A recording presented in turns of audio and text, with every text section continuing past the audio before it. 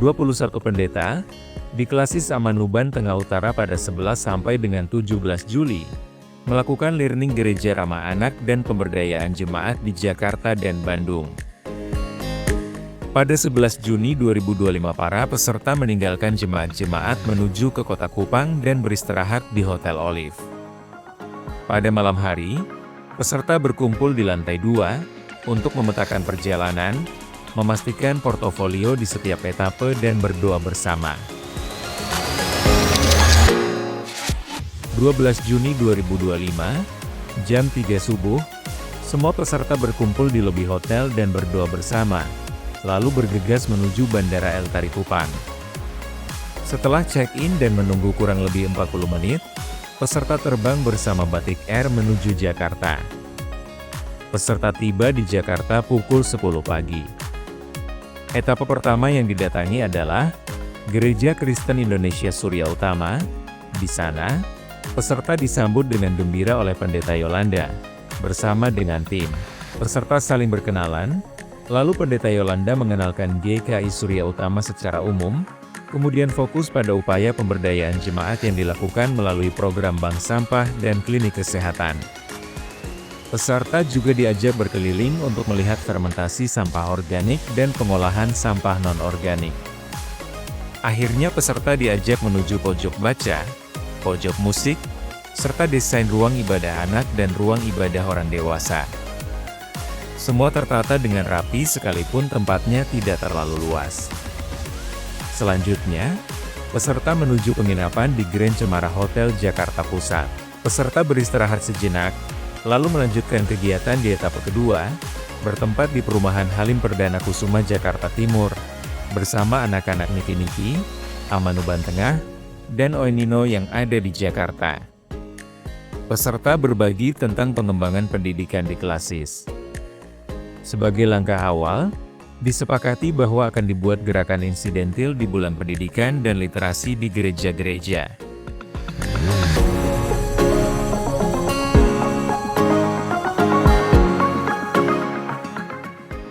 (13 Juni 2025), peserta ke etapa 3, di STFT Jakarta.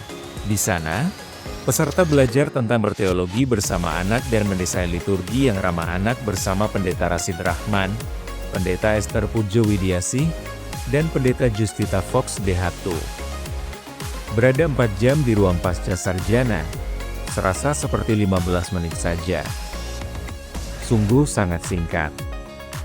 Kata berulang yang diucapkan adalah pelayanan anak, berbicara tentang hospitality gereja dan liturgi anak bukan hanya sekedar terlibat tetapi menghargai anak apa adanya. Peserta juga berkesempatan mengunjungi perpustakaan dan toko buku. Beberapa buku dibeli oleh peserta untuk kepentingan upgrade diri. Di pukul 2.30, peserta berangkat ke Cibubur. Peserta disambut dan dijamu oleh founder Yayasan YNS di etapa 5. Jamuan paling lezat adalah diskusi tentang anak dan perempuan Timor dalam peradaban patriarki yang tidak adil. Akhirnya, kami bersepakat untuk membangun kolaborasi untuk kepentingan terbaik anak dan perempuan. Beliau berulang menegaskan, anak Timor bisa, perempuan Timor berdaya. Akhirnya, kami melanjutkan perjalanan ke Bandung.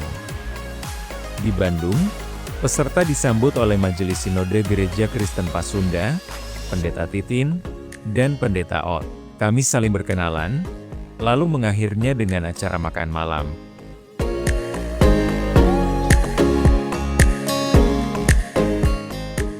(14 Juni 2025), kami berada di etapa 4, di Aula Kantor Sinode GKP. Peserta belajar tentang kebijakan Sinode GKP untuk menuju gereja ramah anak. Kami mendengarkan upaya-upaya yang dilakukan, termasuk tantangan yang dihadapi. Semua elemen dalam pelayanan terlibat dan berkomitmen untuk ramah terhadap anak dan memberdayakan perempuan. Mereka juga berani mengubah peraturan gereja dengan menambahkan poin ramah anak, termasuk peraturan pengajian karyawan GKP.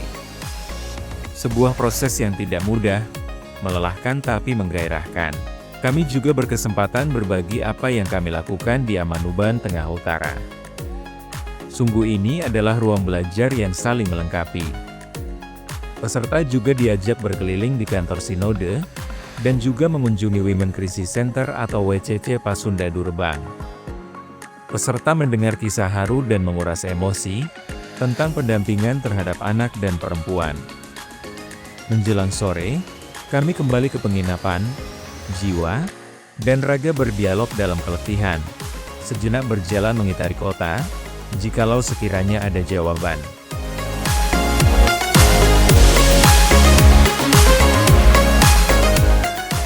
15 Juni 2025, peserta berada di etapa 5, visit ke gereja-gereja Kristen Pasunda.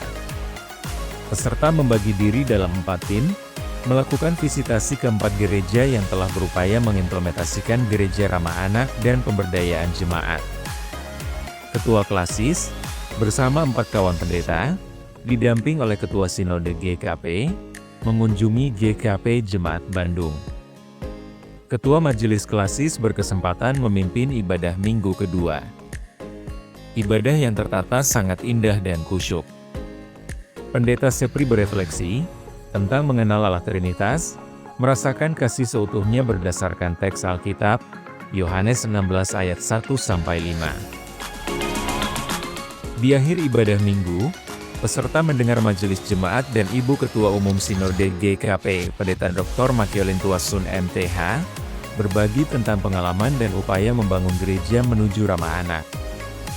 Ibu Makiolin berefleksi, bahwa gerakan gereja ramah anak adalah gerakan memulihkan masa lalu orang-orang dewasa.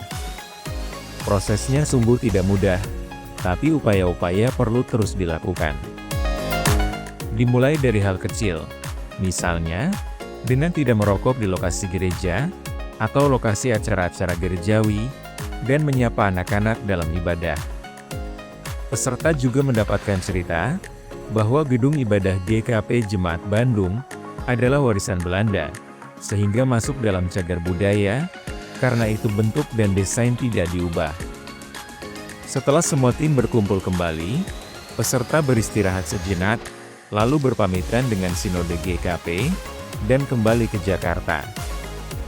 2 hari bernas bagi peserta. Bis melaju di atas jalan tol, membawa peserta kembali dengan mimpi indah tentang gereja-gereja yang akan dilayani.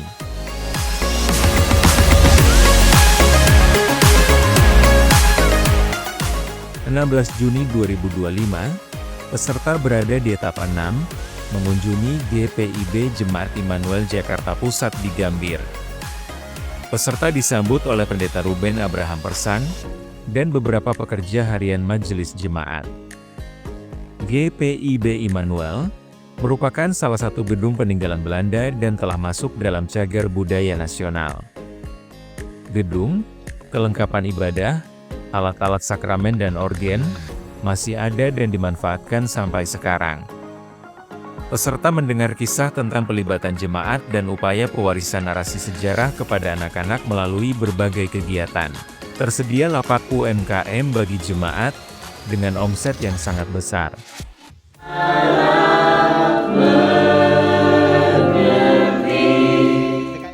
Pada akhirnya, peserta berada di etapa 7, sekaligus yang terakhir. Mengunjungi kantor Wahana Visi Indonesia, sambil mendengar kisah pelayanan terbaik untuk anak Indonesia, bersama Kak Amanto. Semoga apapun hasilnya yang terbaik, pembelajaran yang terbaik, bisa diterapkan memang di Klasis Amanuban Tengah Utara. 16 Juni 2025, pukul 3 dini hari. Peserta bersiap menuju bandara, lalu terbang kembali ke Kupang, menggunakan pesawat Garuda Indonesia. Peserta tiba pukul 11 siang, peserta beristirahat sejenak di Hotel Olive, sambil berbagi kisah tentang hasil belajar, dan rencana yang akan dikembangkan di jemaat masing-masing. Ya, peserta kembali ke ATU, sebagai AT-ATU. Peserta akan melakukan semaksimal yang dapat dilakukan. Terpujilah Tuhan.